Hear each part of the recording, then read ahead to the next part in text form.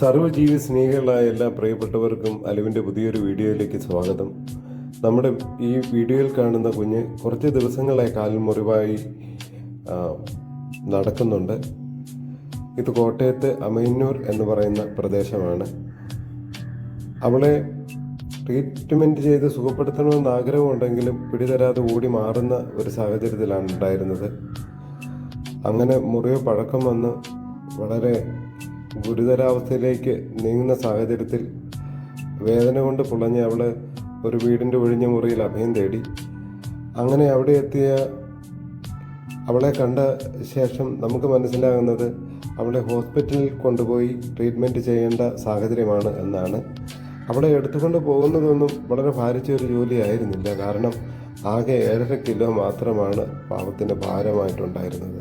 ഏകദേശം 11 വയസ്സോളം പ്രായമായി, അനേകം കുഞ്ഞുങ്ങളുടെ അമ്മയായി എന്നൊക്കെയാണ് നമ്മൾ അറിയുന്നത്. അങ്ങനെ അവളെ എടുത്തുകൊണ്ട് കോട്ടയത്ത് ഏറ്റുമാനൂരുള്ള ഡോക്ടർ ബിജുവിൻ്റെ കിങ്ഡം ആനിമാലിയ ഹോസ്പിറ്റലിൽ എത്തി.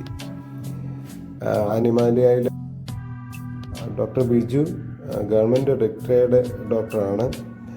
ഡോക്ടറോടൊപ്പം തന്നെ ഡോക്ടർ രാധികയുണ്ട്. രണ്ടുപേരും ഡെഡിക്കേറ്റഡ് ആയിട്ടുള്ള ഡോക്ടർമാരാണ്. പലപ്പോഴും നമ്മൾ ഗവൺമെൻറ് ആശുപത്രികളെ അപേക്ഷിച്ച് സ്വകാര്യ ആശുപത്രികളെ ചൂസ് ചെയ്യുന്നത് പോലും ഇത്ര സമർപ്പണ മനോഭാവമുള്ള ഡോക്ടർമാരെ സാന്നിധ്യമാണ്.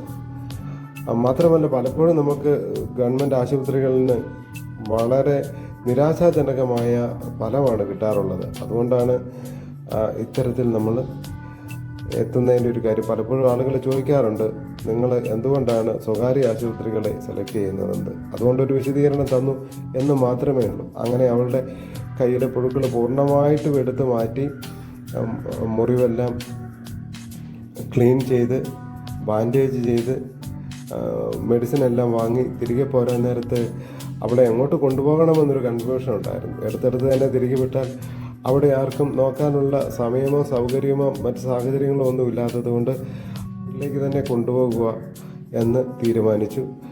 അങ്ങനെ അവളെ എടുത്തുകൊണ്ട് വീട്ടിലേക്ക് പോന്നു.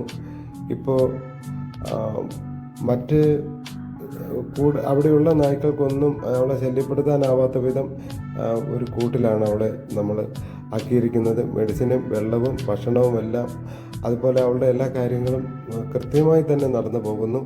ഏതായാലും അവൾ സുഖപ്പെട്ട് വരികയാണ്. Thanks for watching.